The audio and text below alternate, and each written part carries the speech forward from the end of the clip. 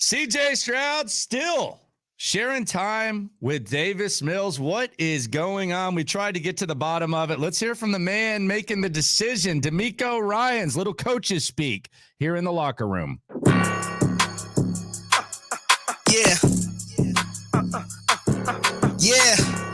It's the locker room on YouTube. You know what it is. Let's get it.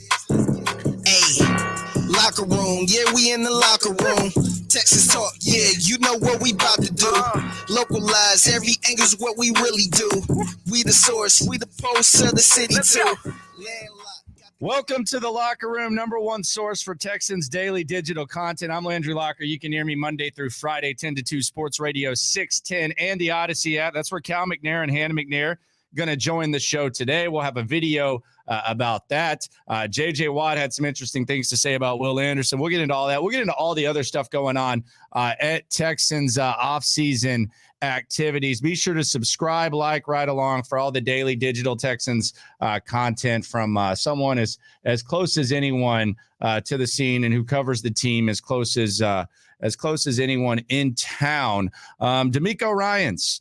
We all believe in DeMeco Ryans. At least some of us do. Most of us do. Maybe I'm just speaking for myself and I'm trying to generalize and lump you in with my opinion. But I believe in DeMeco Ryans. We're learning about DeMeco Ryans. We don't know what kind of coach DeMeco Ryans is. We know what kind of player DeMeco Ryans was.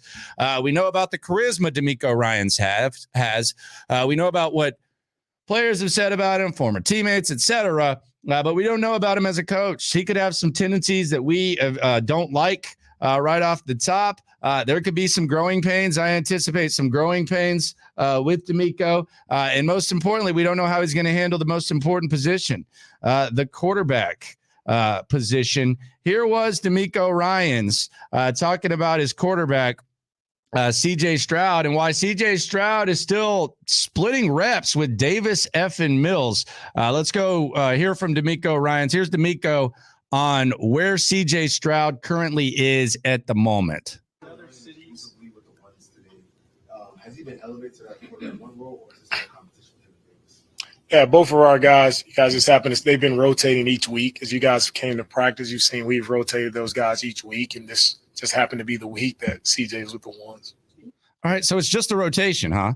So is it a competition or is it a rotation? Maybe we're getting semantic, but he just said himself it's a rotation. So we're rotating, maybe just trying to get a look at everyone. Maybe the word competition isn't the right word, but DeMeco just kind of simplified it, and he basically said that they're rotating. It's his turn. It's his turn. It's his turn. It's his turn. Now, we know Case Keenum isn't in that rotation, but Davis Mills and CJ are in that rotation. So maybe rotation is the right word. Now, eventually you're going to have to minimize that. You're going to have to limit it. But DeMeco basically said that this is by chance. Like you're seeing, this isn't an everyday thing. It's a you take this week, you take that week, which might have a lot of people feeling some type of way because they're ready to see less of Davis Mills and more of the quarterback that you drafted number 2 overall. But according to DeMeco, it's just a rotation thing. Here's more from DeMeco on CJ Stroud.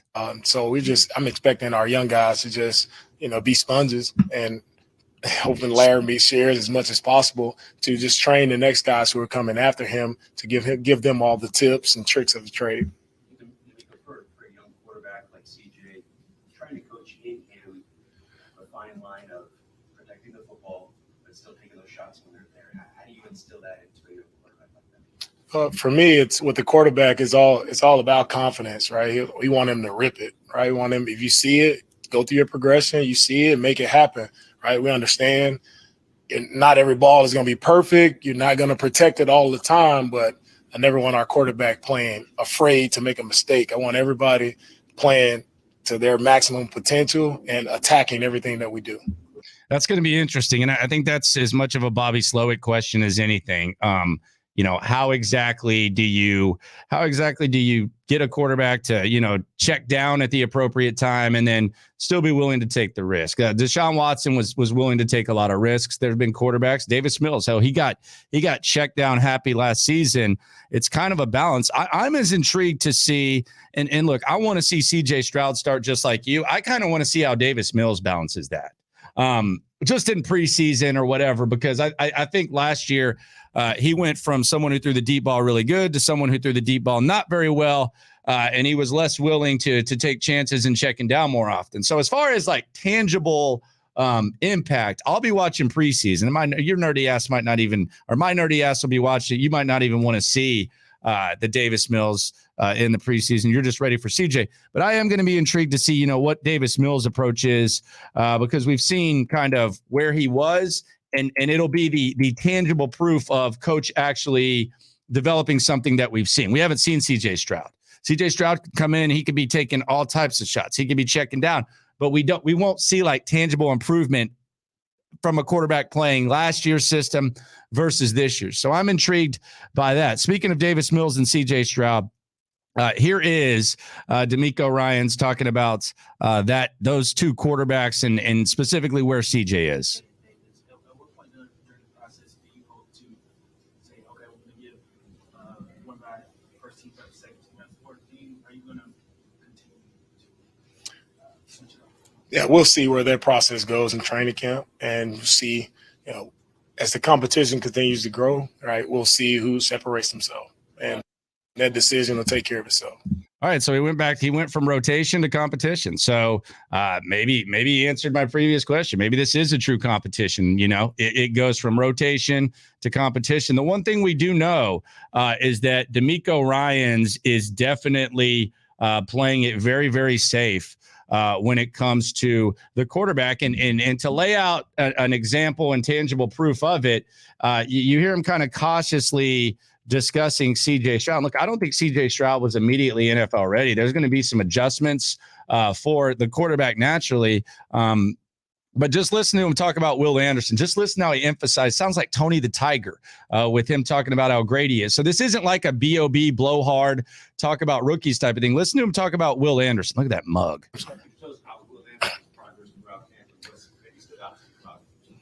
Yeah, Will he's been great throughout camp. One thing about Will, he's been the same guy who we thought we were getting when we drafted him, right? He's been on it every single day when it comes to just the effort, the tenacity that he plays with, the energy, everything about him he's been that and more. So Will has gotten better each and every day. He takes coaching really well, and Jock has done a really good job of working with him, of honing in on just those small, fine details of his game. So Will has done a great job of absorbing coaching and being able to take it to the field and apply it. So it's been cool to watch. All right, there you go. So that is DeMeco Ryans, and he can gush over rookies. We saw it. He can gush over Will. Being a little cautious when it comes to the quarterback. He talked about rotation, and then he talked about competition. Other nugs from the activities. Steven Nelson was in attendance. I can't believe this is a thing. I'm actually kind of amused by it. I saw a story that described his contract as team friendly. 2-year, $9 million commitment to Steven Nelson is team friendly now. I mean, I think he played good enough last year.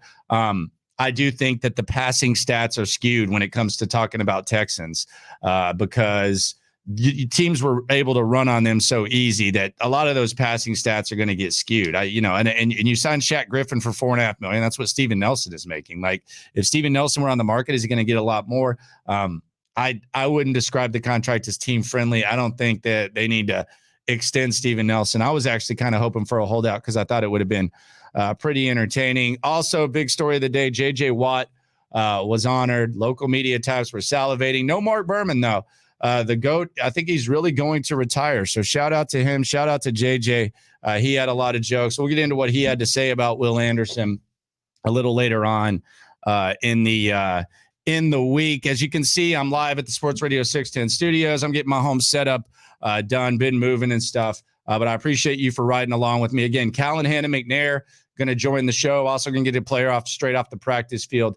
We're going to bring you the best Texans content that you can possibly get. So ride along. I appreciate you no matter what happens when it comes to the Texans, whether it's CJ, whether it's Davis, whether Steven Nelson becomes the highest paid corner in the NFL, whatever the hell happens when it comes to this Texans game, we are all in this together. Appreciate you. Texas talk, yeah, you know what we about to do. Localize every angle's what we really do. We the source, we the pulse of the city too. Landlocked, got the game in the headlock. Localize every